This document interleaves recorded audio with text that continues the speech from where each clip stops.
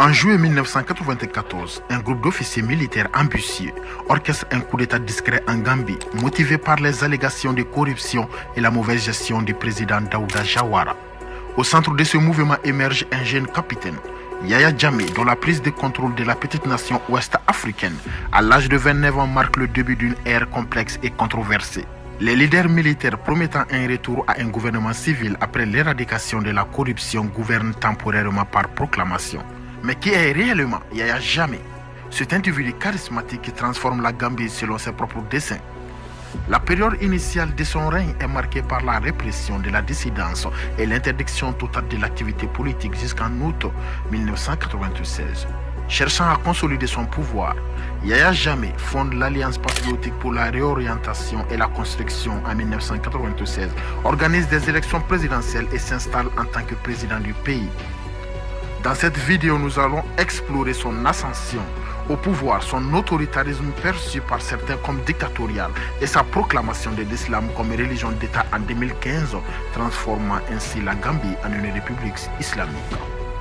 Mais Yaya Jammeh reste un personnage énigmatique avec des facettes paradoxales, alors que certains le considèrent comme un guérisseur prétendant pouvoir traiter l'infertilité et le VIH, d'autres le voient comme un autocrate impitoyable.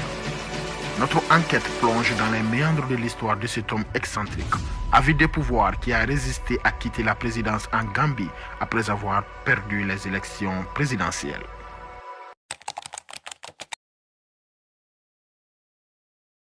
La Gambie est un pays anglophone d'Afrique de l'Ouest avec au moins 10 groupes ethniques différents. Le pays a obtenu son indépendance de la Grande-Bretagne en 1965. Après l'indépendance, Daouda Jawara a été nommé le Premier ministre.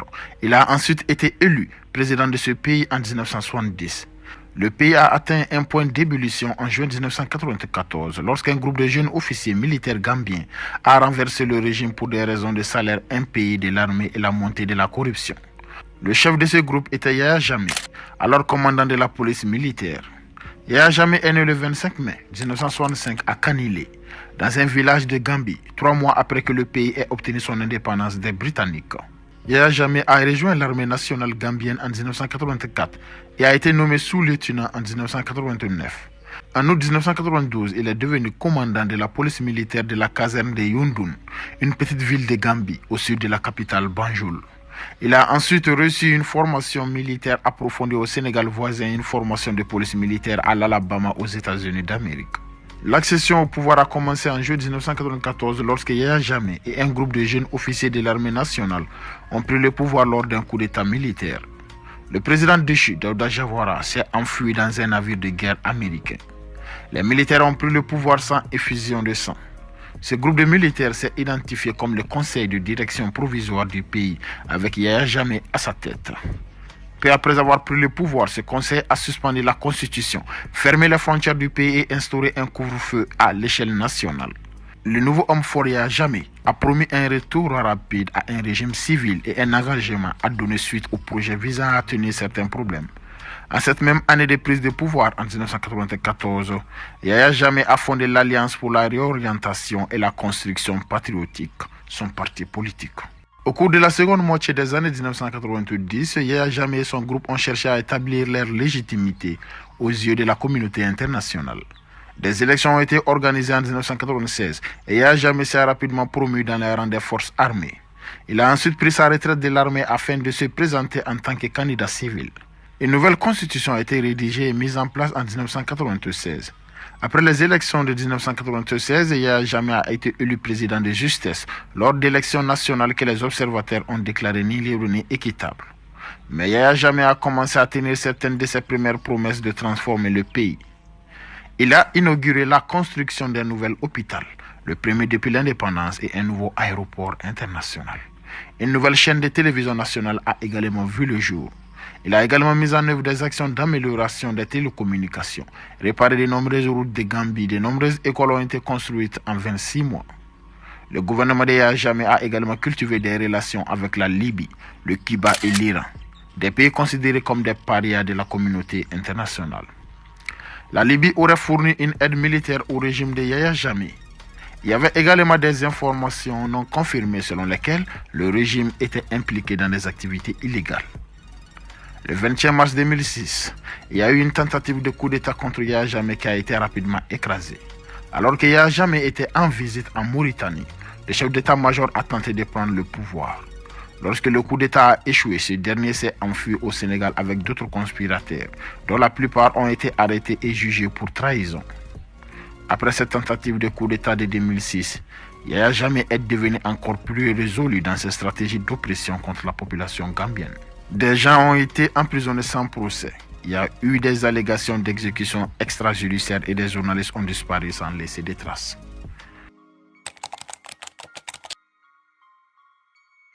Le régime de Yahya Jammeh est devenu de plus en plus autoritaire et en 1998, la corruption qu'il avait décidé d'éliminer devenait maintenant évidente dans sa propre administration.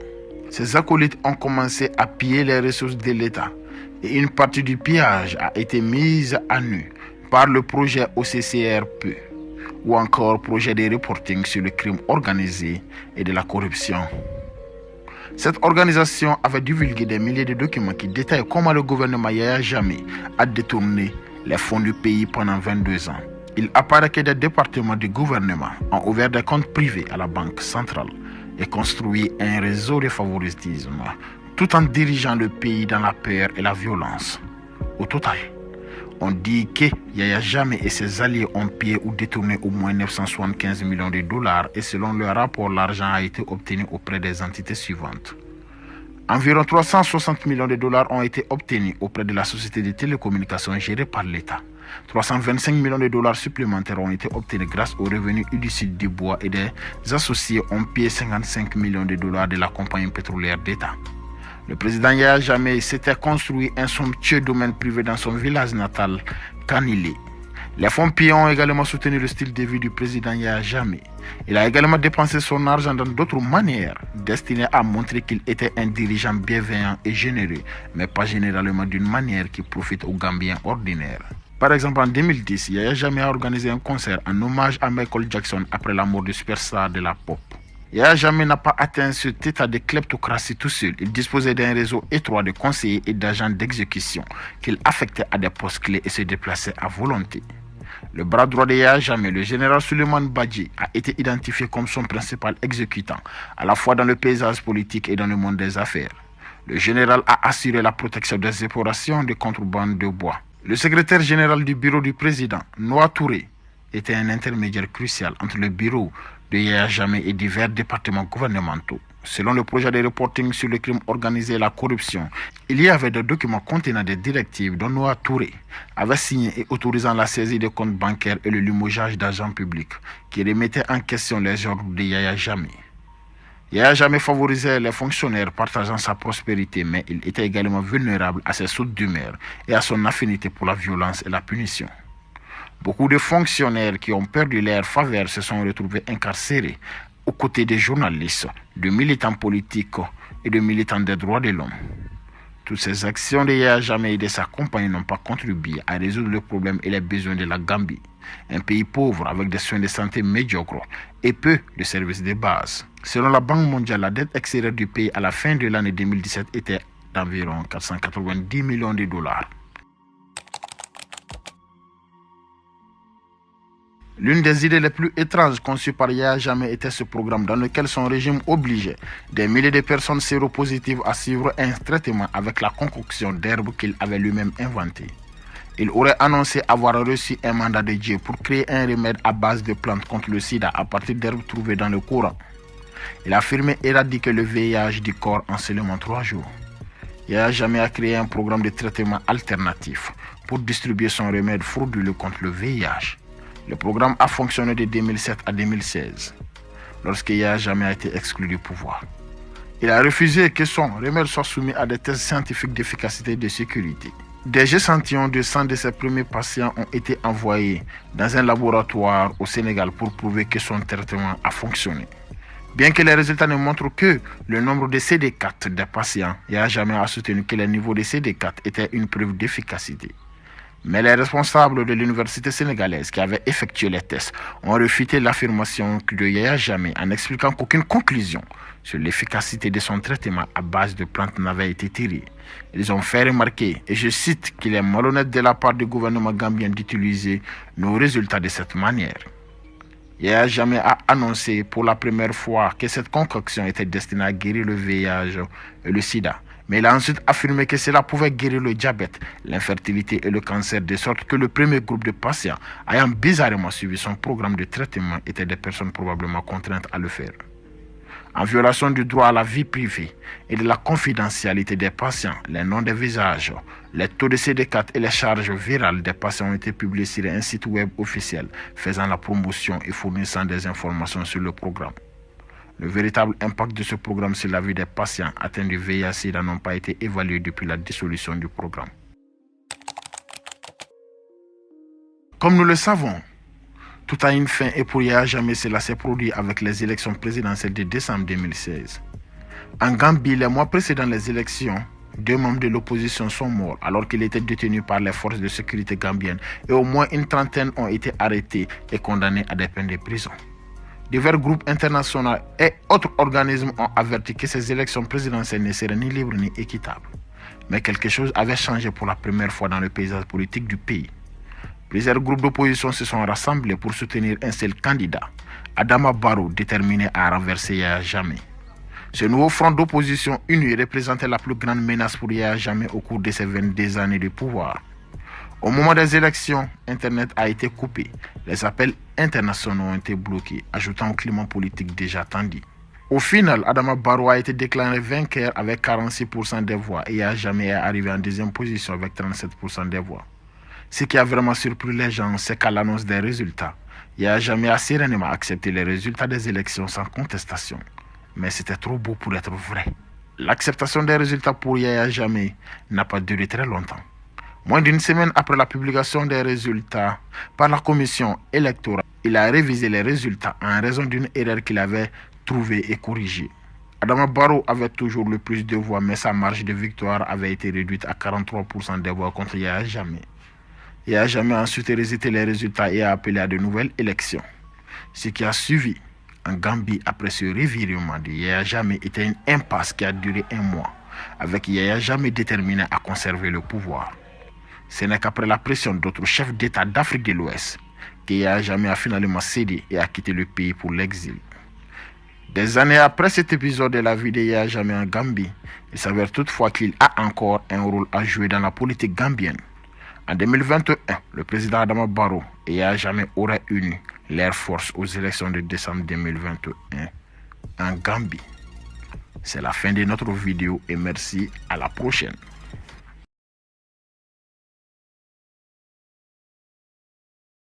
L'histoire regorge de nombreux dirigeants nationaux décrits comme des tyrans et des despotes totalitaires et le continent africain a eu plus que sa part. Cependant, quelques-uns de ces dirigeants ont mérité la description de psychopathes pour des actions qui vont au-delà de la loi d'airain qu'ils ont imposée à leur peuple pour maintenir le pouvoir. Le président Idi Amin Dada de l'Ouganda était considéré comme l'un de ces hommes fous. Le 25 janvier 1971, le général Idi Amin Dada de l'armée ougandaise organise un coup d'état militaire partiellement sans effusion de sang qui renverse le gouvernement de Milton Obote et se déclare président de ce pays d'Afrique de l'Est. Idi Amin Dada a ensuite établi un règne de terreur sur son peuple.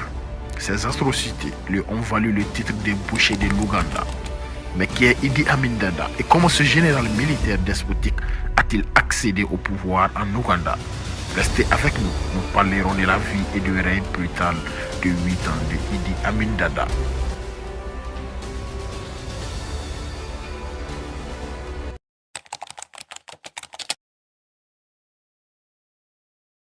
Idi Amin est né dans la région du nord-ouest de l'Ouganda, près des frontières du Soudan et le Congo. Il y a une incertitude quant à la date de sa naissance. Idi Amin n'a de son vivant jamais publié ni autorisé de biographie officielle. La plupart des sources indiquent qu'il serait né en 1923, 1924 ou 1925 dans la province du Nil occidental au nord-ouest du pays à Koboko, à proximité de la frontière avec la République démocratique du Congo. Son père Andrea Nyabire, de l'ethnie Kakwa, dont une lignée aurait vécu à Aru du côté de la République démocratique du Congo et de religion catholique romaine, s'est converti à l'islam en 1910 et il aurait changé son nom en Amin Dada. Certains indiquent que Dada n'était pas le nom de son père, mais un surnom qu'Amin acquis plus tard à l'armée. Sa mère, Assa Haïti, était la fille d'un chef tribal de Laiko Uruna, village situé en République démocratique du Congo. Elle était spécialiste des plantes médicinales et des pratiques chamaniques. Enfant, Idi Amin va subir une expérience traumatisante. Il est abandonné par son père qui se sépare de sa mère. En 1941, le petit enfant déménage avec sa mère à Bombo, dans la famille maternelle. Là-bas, Idi Amin est initié aux sciences islamiques et recevant plus tard des honneurs pour sa récitation du Coran, se démarquant aussi dans la mémorisation du livre sacré de l'islam. Son éducation islamique lui inculquera notamment une pratique de la langue arabe qu'il maîtrisera finalement mieux que l'anglais ou le swahili, les deux langues jugées officielles en Ouganda. Peu de temps après, il part s'installer avec sa mère à Jinja, une ville située au nord du lac Victoria et où est cantonné un régiment de l'armée coloniale britannique d'Afrique. Idi Amin Dada fait différents petits travaux avant de se faire recruter dans ce régiment comme aide-cuisinier en 1946. Remarqué par un Britannique, son physique et sa carrure impressionnent. Il est aussitôt recruté dans l'armée africaine coloniale britannique, connue sous le nom de King's African Rifles. Il suit alors un entraînement militaire, puis est envoyé comme soldat en 1947 au Kenya, où il sert dans la 21e brigade d'infanterie. En 1949, il est envoyé en Somalie pour combattre les rebelles Shifta avant de combattre aux côtés des Britanniques lors de la répression de la révolte des Momo au Kenya en 1952. Amin Dada devient caporal, puis sergent en 1953 pour son rôle dans les patrouilles mobiles dans les forêts occupées par les Momo. Pendant cette période, il a 2 enfants, une fille et un garçon avec des femmes Kikuyu. Bien que considéré comme un soldat compétent, Idi Amin a développé une réputation de cruauté. Habile soldat et obéissant qu'il était, il n'a jamais été sanctionné pour ses atrocités. Néanmoins, il a gravi les échelons. Il passe chef de peloton en 1958. L'année suivante, il est fait effendi, plus haut grade pour les Noirs dans l'armée coloniale britannique d'Afrique, quasi équivalent au premier grade d'officier. Étant dans l'armée, Amin est devenu champion de boxe lourd d'Ouganda, titre qu'il a détenu pendant 9 ans en 1951 et 1960. Après plus de 70 ans sous domination britannique, l'Ouganda a obtenu son indépendance le 9 octobre 1962 et Milton Obote, qui était le chef du congrès du peuple ougandais, est devenu le ministre en chef du pays, puis premier ministre. Milton Obote a nommé Idi Amin Dada, qui était l'un des Africains des hauts rangs du CAR, au poste de capitaine de l'armée ougandaise en 1963. Puis député commandant adjoint de la jeune armée ougandaise en 1964. En 1965, Obote et Amin sont impliqués dans une affaire de contrebande d'or, de café et d'ivoire en provenance de la République démocratique du Congo. Une enquête parlementaire demandée par le président Mutesa II, aussi roi du Bouganda, puissante région bantou du sud, met Milton Obote sur la défensive. Dans une démonstration de force, Milton Obote a arrêté 5 ministres, a promu Idi Amin au rang de général et l'a nommé chef d'état-major. Milton Obote fait arrêter plusieurs ministres, suspend la constitution de 1962 en abolissant le fédéralisme et les royaumes. Il se proclame alors nouveau président et institue un régime présidentiel à parti unique. Le président et roi Mutesa II est contraint à l'exil au Royaume-Uni où il meurt en 1969. Amin Dada commence à recruter des hommes de son ethnie, Nubiens et Kakwa, dans l'armée ougandaise, mais aussi des musulmans de la région du Nil occidental, région du nord-ouest de l'Ouganda, proche de la frontière soudanaise, et au total, les musulmans formeront presque 40% de l'armée, bien devant leur poids démographique dans le pays. Ces relations avec Obote commencent à se dégrader. En décembre 1969, une tentative d'assassinat contre le président Milton Obote échoue. Le brigadier général Pierino Okaya, commandant adjoint de l'armée et seul rival militaire d'Amin Dada, informe ce dernier et Milton Obote qu'il est sur le point d'arrêter les coupables. Le 25 janvier 1970, Okoya et son épouse sont assassinés à leur domicile. Les relations entre Idi Amin Dada et Milton Obote se dégradent fortement après ce meurtre. En novembre 1970, après avoir été mis peu de temps en résidence surveillée, Amin Dada perd tout commandement dans l'armée pour n'occuper qu'une fonction administrative. Pour des raisons de détournement de plusieurs millions de dollars issus des fonds de l'armée, le président Milton Obote a ordonné l'arrestation de Idi Amin Dada alors qu'il se rendait à Singapour pour une conférence des chefs de gouvernement du Commonwealth en 1971. Mais Idi Amin profiterait pleinement de son absence. Le 25 janvier 1971, Amin Dada mena un coup d'État, prenant le contrôle du pays et se déclarant président. Son arrivée au pouvoir est initialement plutôt bien accueillie par la communauté internationale. Les États-Unis et le Royaume-Uni voient d'un bon œil le renversement de Milton Obote dont la politique trop socialiste les inquiétait. Un soutien en sommet d'Israël et des États-Unis à ce coup d'État a souvent été évoqué, mais sans être clairement démontré. Sa prise de pouvoir est bien accueillie aussi en Ouganda, surtout des ethnies Baganda dont Milton Obote était l'ennemi juré. Milton Obote est contraint à l'exil en Tanzanie. Idi Amin Dada donne à l'ancien roi et président Mutesa, qui est mort en exil des funérailles nationales en avril 1971, libère beaucoup de prisonniers politiques et démantèle la General Service Unit, la police secrète ougandaise. Il promet de tenir des élections quelques mois plus tard. Cependant, peu de temps après avoir pris le pouvoir, il installe le bureau de recherche d'État, qui se révèle être une variante ougandaise d'escadron de la mort, destiné à pourchasser et assassiner les partisans de l'ancien président Milton Obote. Les chefs militaires qui n'ont pas soutenu le coup d'État sont exécutés. Milton Obote trouve refuge en Tanzanie, d'où il essaie de reprendre le contrôle du pays par une invasion militaire en 1972, sans succès. Les partisans de Milton Obote au sein de l'armée ougandaise, principalement des ethnies Acholi et Lango, sont aussi impliqués dans cette invasion. La réponse d'Amin Dada est sanglante. Il fait bombarder les villes de Tanzanie et purge l'armée de tous les officiers d'origine Acholi ou Lango, pour la plupart exécutés. Mais il ne s'est pas arrêté là. La violence ethnique s'est étendue à l'ensemble de l'armée puis aux civils ougandais. Au fur et à mesure que cette violence augmente, Amin Dada devient de plus en plus paranoïaque, créant même un coup d'État de son propre gouvernement. Le Nil mentionne hôtel à Kampala devient le centre d'interrogatoire et de torture du dictateur. En outre, Idi Amin a mené une guerre économique qui a fait passer son pays de la grasse à l'herbe. En 1972, Idi Amin a déclaré la guerre économique à la population asiatique en Ouganda.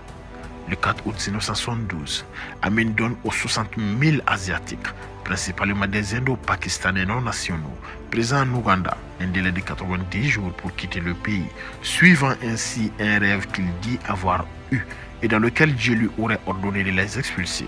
Ce groupe avait dominé les secteurs du commerce et de la fabrication ougandaise. La plupart des expulsés, titulaires de la nationalité britannique, se rendirent au Royaume-Uni. Durant cette période, les soldats ougandais pillent et violentent en toute impunité les Indiens, dont les biens sont confisqués au profit des militaires proches du pouvoir.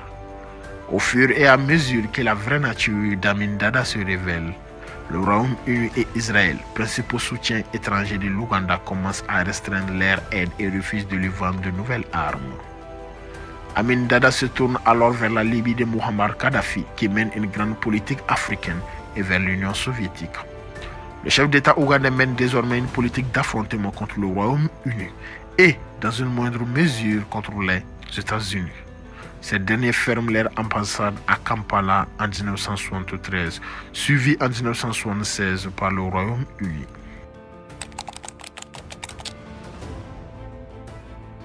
Le 27 juin 1976, le vol 139, un Airbus d'Air France reliant Tel Aviv à Paris, est détourné par des terroristes après une escale à Athènes vers la Libye.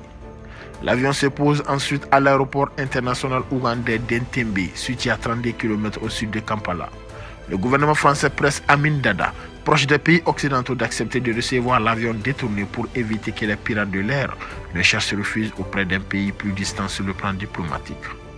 Les preneurs d'otages demandent la libération de 53 prisonniers palestiniens de la fraction Armée Rouge en échange des 256 passagers et membres d'équipage. Amin Dada se donne l'image d'un médiateur.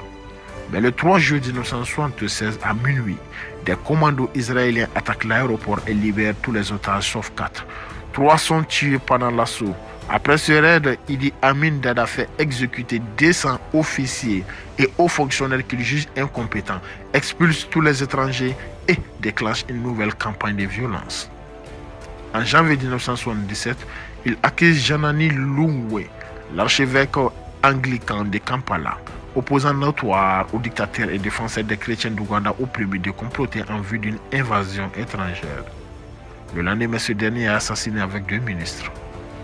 À partir de 1975, Idi Amin Dada s'autoproclame maréchal, puis président à vie. Cette année-là, devant les médias, il se met en scène sur une chaise à porteur, obligeant des hommes d'affaires occidentaux à le promener. Lors du sommet de l'OUA, la même année, Idi Amin épouse en 5e noces une jeune danseuse dont le mari a disparu. Lorsque l'année précédente, Amin Dada a commencé à s'intéresser à la jeune femme. Yasser Arafat fut l'un des témoins du mariage. Les actions de Idi Amin Dada ont entraîné l'effondrement de l'économie car l'industrie manufacturière, l'agriculture et le commerce se sont arrêtés brutalement. Déjà affaibli par le départ des Indo-Pakistanais, cœur entrepreneurial du pays, par celui de la plupart des hommes d'affaires étrangers et par l'arrêt de l'aide occidentale, elle subit un nouveau coup en 1978 avec la chute du cours du café, principale exportation ougandaise. La Libye commence elle aussi à diminuer son aide. Au fil du temps, le nombre d'alliés intimes d'Idi Amin a commencé à diminuer et une partie des troupes initialement loyales a commencé à mutiner. En octobre 1978, des mutineries éclatent dans le sud-ouest du pays, une partie des militaires se réfugiant en Tanzanie voisine. Amin Dada, dont le régime est aux abois, saisit ce prétexte et ordonne alors l'invasion de la Tanzanie. Avec l'aide de 3000 hommes des troupes libyennes, Amin essaye d'annexer les provinces du nord de ce pays dans la région de Kagera. La Tanzanie, sous la présidence de Julius Nyerere, déclare alors la guerre à l'Ouganda et commence à contre-attaquer, enrôlant pour cela les exilés ougandais. La bataille a fait rage en Ouganda. Et le 11 avril, Amin Dada est forcé de fuir Kampala. L'armée tanzanienne prend la ville avec l'aide des guérillas ougandaises, l'armée nationale de libération nationale de l'Ouganda, ou Ougandais National Liberation Army, UNLA, et rwandaise. Amin s'envole pour l'exil, d'abord en Libye, puis en Arabie Saoudite.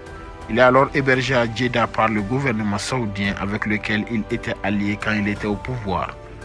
Car Amin a fait construire des mosquées en Ouganda. Le nouveau gouvernement ougandais choisit de le laisser en exil, disant qu'il est libre de revenir mais devrait alors faire face à ses crimes. Le 20 juillet 2003, une de ses épouses, Madina, informe qu'il est proche de la mort dans le coma à l'hôpital spécialisé Roi Faisal à Jeddah. Elle plaide auprès du président ougandais Yoweri Museveni pour qu'il puisse revenir mourir en Ouganda, mais ce dernier indique qu'il sera alors jugé immédiatement. Idi Amin Dada meurt en Arabie Saoudite le 16 août 2003 à l'âge de 75 ans et est enterré à Jeddah au cimetière Roué. Il aurait eu en tout 43 enfants avec au moins 6 épouses. Idi Amin n'a jamais été jugé pour ses violations flagrantes des droits humains. Il est estimé que le nombre de décès à motivation politique pendant le règne d'Idi Amin est peu sous celui de Milton Obote s'élevait à 300 000. Il a laissé un pays en ruine, une inflation de plus de 200%, une dette de 320 millions de dollars, une agriculture abandonnée, des usines fermées et une corruption généralisée. Si cette vidéo vous a plu, n'oubliez pas de vous abonner et à la prochaine.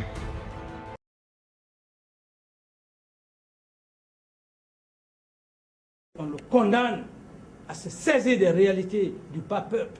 Moi, je suis un homme du bas peuple. Je suis un homme du bas peuple. Le bas peuple. Vous savez, le bas peuple, qu'est-ce que ça signifie? Je ne suis pas un homme riche. Je n'ai pas une famille riche. Je suis né dans une case. Dans une case, moi. Je suis né dans une case. Faire rupture au point de vue coopération militaire, c'est la France qui est perdante. Ce n'est pas la Guinée.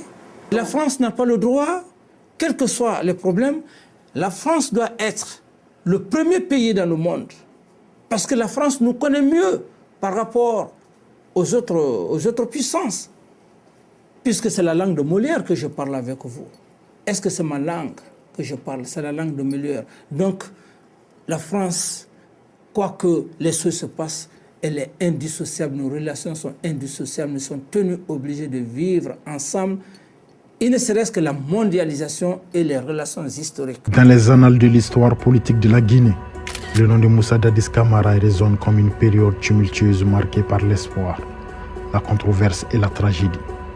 Moussa Dadis Camara a émergé sur la scène nationale comme un officier de l'armée, avec un rêve de changement et de réformes pour son pays.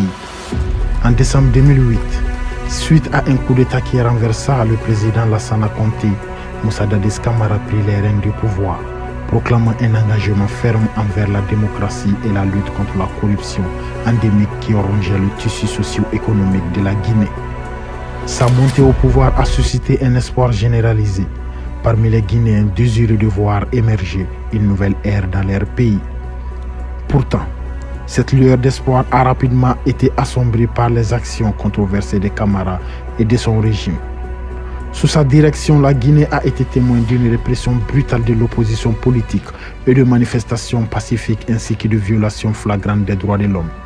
L'incident le plus notoire reste le massacre du 28 septembre 2009 au stade de Conakry, où des forces de sécurité ont ouvert le feu sur des manifestants faisant des centaines de morts et de blessés.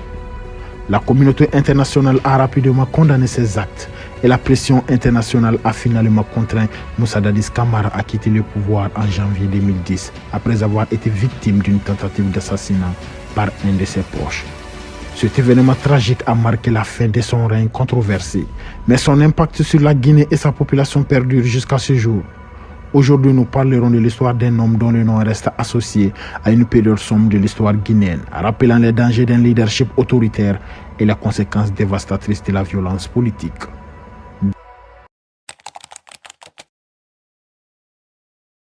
Moussa Dadis Camara, né le 29 décembre 1964 à Koulé, dans la préfecture des Erékoré en Guinée forestière, incarne le parcours d'un homme qui, par son engagement et ses aspirations, a laissé une empreinte indélébile sur l'histoire politique de la Guinée.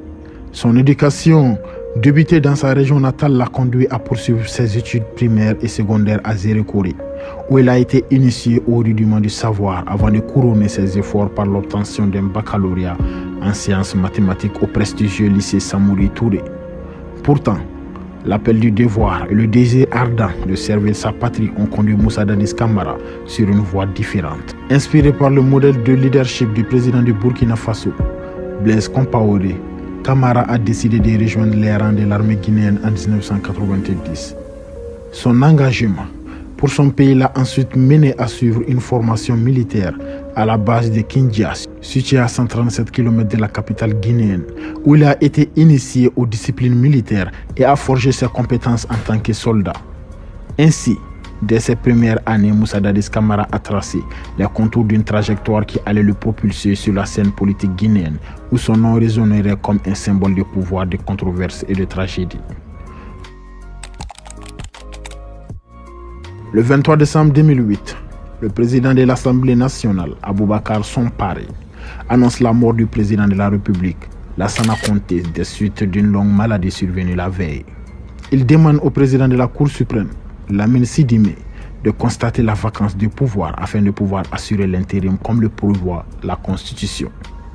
Quelques heures après l'annonce de la mort de Lassana Conté, deuxième président de la République de Guinée, le capitaine Camara, jusqu'alors inconnu du grand public, apparaît à la radio-télévision guinéenne pour annoncer la suspension de la Constitution et de toutes les institutions républicaines, ainsi que la dissolution du gouvernement. Il prononce un discours à caractère social, dénonçant le désespoir profond du peuple de Guinée, la complicité des dignitaires du pouvoir dans le pillage des ressources du pays et leur incapacité à fournir à la population les services de base. Le 23 décembre 2008, il devient porte-parole du Conseil national pour la démocratie et le développement, CNDD. Le lendemain, il est désigné chef de la junte, puis il s'autoproclame président de la République de Guinée intérimaire. Il promet des élections libres, crédibles et transparentes. Le 30 décembre 2008, comme promis à la prise du pouvoir, il nomme le banquier Cabinet Camara à la fonction de Premier ministre. À la suite de la rencontre entre le CNDD et le secrétaire d'État français à la coopération, Alain Joandé, le 4 janvier 2009, le capitaine Moussa Dadis Camara réitère l'engagement de la junte à organiser des élections libres et transparentes, auxquelles ni les membres du CNDD ni les membres du futur gouvernement de transition ne seront candidats. Cependant, en avril 2009, Dadis Camara menace de se présenter à la présidentielle de décembre 2009 si les chefs d'opinion ne cessent de s'acharner contre le CNDD. Afin d'attirer les investisseurs, le président guinéen cherche à rassurer les opérateurs économiques. Ainsi, les interpellations se multiplient à Conakry, impliquant des protégés de l'ancien régime autoritaire tel qu'Ousmane Conté, le fils aîné de l'ex-président. Saturnin Bangoura, le beau-frère du général Lassana Conté, ou encore Lansana Camara, fils du général Kelfala Camara, ancien chef d'état-major général des forces armées guinéennes. Ces multiples arrestations de hauts fonctionnaires ou d'officiers supérieurs valent à Dadis Camara l'estime de son peuple, voyant en cela la volonté de rompre avec la culture de l'impunité cultivée depuis longtemps et la corruption généralisée. La lutte contre les narcotrafiquants sera médiatisée avec des procès télévisés, plus tard appelé Dadis Show, contribuant à la propagande du CNDD. À son arrivée au pouvoir, la Guinée, selon les populations, était considérée comme l'une des plus grandes plaques tournantes de la drogue de la sous-région ouest africaine. Dadis Camara explique que la drogue cause un énorme préjudice non seulement au peuple guinéen mais à tous les opérateurs économiques. C'est pourquoi il a décidé de la combattre pour redorer l'image de marque de son pays. Même si Moussa Dadis Camara est considéré actuellement par l'ONU comme un acteur important dans la lutte contre le narcotrafic en Afrique de l'Ouest, le problème de l'absence de chiffres réels demeure. Le 8 août 2009, le président Moussa Dadis Camara reçoit en présence du président sénégalais Abdoulaye Wade l'Oscar du mérite du Conseil international des managers africains, CIMA, pour son combat contre les narcotrafiquants et pour la moralisation économique. Le 28 septembre 2009, à la suite d'un meeting organisé dans l'enceinte du plus grand stade de Conakry, l'armée guinéenne tire à balles réelles sur les manifestants, occasionnant 157 morts selon les ONG qui font aussi état de milliers de blessés et de nombreux viols. La communauté internationale a fermement condamné cette violente répression. Et le président Camara explique cet événement par l'indiscipline de ses forces armées et déplore le décès de ceux qui l'ont amené au pouvoir. Ce massacre engendre la démission du porte-parole du gouvernement et des ministres de l'Agriculture et de la fonction publique fait sans précédent en Guinée. La France, par la voix de Bernard Kouchner, décide de suspendre sa coopération militaire avec le CNDD et demande conjointement avec les États-Unis une enquête internationale. La Cour pénale internationale, CPI, donne une suite favorable à cette requête et la France appelle ses 2500 ressortissants à quitter la Guinée en raison de la détérioration de la situation. L'International Crisis Group met de son côté en garde contre une guerre civile qui pourrait déstabiliser l'Afrique de l'Ouest s'il n'est pas mis rapidement fin au régime militaire. Devant les pressions internationales, Moussa Dadis Camara affirme le 17 octobre 2009 n'avoir peur de rien. À la suite du massacre du 28 septembre, des dissensions apparaissent au sein du CNDD. Le général Sekouba Konaté, alors général de brigade et ministre de la Défense numéro 2 du Conseil national pour la démocratie et le développement CNDD, essaye de faire arrêter Aboubakar Toumba Diakité, responsable du massacre. Mais il en aurait été empêché par Moussa Dadis Camara lui-même. Sous la pression de l'enquête internationale, Dadis Camara semble se désolidariser des responsables des violences. Toumba Kata lui accuse Dadis Camara d'avoir commandité les massacres et d'avoir voulu lui jeter la responsabilité, affirmant avoir aidé des opposants à échapper aux violences. Le 3 décembre 2009, Moussa Dadis Camara se rend au camp militaire Koundara, base de son aide de camp et chef de la garde présidentielle, Aboubakar Sidiki Diakité. Celui-ci tire sur Dadis Camara, le blessant à la tête et au cou. Le chef de l'État est transféré le lendemain à Rabat, au Maroc, afin d'y être hospitalisé dans une situation difficile mais pas désespérée. L'intérim est assuré par le numéro 2 de la junte, le général Sekouba Konaté. Une récompense de 200 millions de francs guinéens, en plus d'une villa, est promise à qui retrouvera Aboubakar Diakité ou donnera des informations pouvant le localiser. Le 2 janvier 2010, à la surprise générale, Moussa Dadis Camara quitte le Maroc, où il était hospitalisé depuis le 4 décembre pour Ouagadougou, Burkina Faso. Ses partisans en Guinée appellent alors à son maintien au pouvoir et des rassemblements en son soutien s'organisent. Toujours président de la République, Moussa Dadis Camara est rejoint par le président intérimaire Sekouba Konaté en vue de négociations sous l'égide de Blaise Compaoré. Un accord est trouvé le 15 janvier et Camara renonce au pouvoir officiellement pour des raisons de santé. Au Burkina Faso, Moussa Dadis Camara s'est converti au christianisme en 2010 et change son nom à Moïse Dadis Camara. Il réside sous la protection du président Blaise Compaoré, à condition de ne pas faire de politique, tandis que sa sécurité est supervisée par Gilbert Diendéré, aide de camp de son hôte. Moussa Dadis Camara annonce son intention de se présenter à l'élection présidentielle guinéenne du 11 octobre 2015. Du coup, la justice guinéenne s'active pour juger son rôle dans le massacre du 28 septembre 2009 et discréditer sa candidature à la présidentielle. Elle inculpe le 8 juillet 2015 des chefs d'accusation suivants: complicité d'assassinat, séquestration, viol, coups et blessures. Le 14 août 2015, Dadis Camara achète un billet pour rentrer en Guinée, mais il renonce après avoir été averti que les États guinéens et ivoiriens s'y opposeraient. Le 26 août, il prend finalement l'avion pour Conakry, mais le vol est dérouté à Accra. Alpha Condé aurait appelé en urgence le président ivoirien Alassane Ouattara pour lui demander de bloquer l'arrivée de Dadis Camara. Le Front patriotique pour la démocratie et le développement, FPDD, parti politique de Dadis Camara, accuse le gouvernement guinéen d'empêcher son retour au pays pour se présenter devant la justice et prouver son innocence. Depuis septembre 2015, la Cour constitutionnelle ne retient pas la candidature de Dadis Camara à la présidentielle et il se retire de son parti. Le 22 décembre 2021, Moussa Dadis Camara rentre en Guinée par l'aéroport international Ahmed Sékou Touré, Bible et Coran à la main. En référence à sa mise en examen pour le massacre de 2009, il indique se mettre à la disposition de la justice car personne n'est au-dessus de la loi. À la veille du procès des massacres du 28 septembre, Moussa Dadis Camara est placé sous mandat de dépôt et déféré à la maison centrale de Conakry. Moussa Dadis Camara se présente face au tribunal pour se défendre et évoque d'emblée un complot contre lui, niant sa responsabilité dans les massacres du stade de Conakry datant du 28 septembre 2009. Il en profite aussi pour charger encore Toumba Diakité qu'il estime être à l'origine des massacres. Le 4 novembre 2023, à l'aube, il s'évade de la plus grande prison de Conakry grâce à un commando armé qui libère également 3 autres anciens responsables du gouvernement. L'attaque cause 9 morts dans le processus, 4 membres des forces de sécurité, 3 assaillants de civils. Dadis Camara et des autres détenus sont recapturés le jour même. Jusqu'à présent, il demeure en prison en attendant son procès final. C'est la fin de notre vidéo et merci. À la prochaine.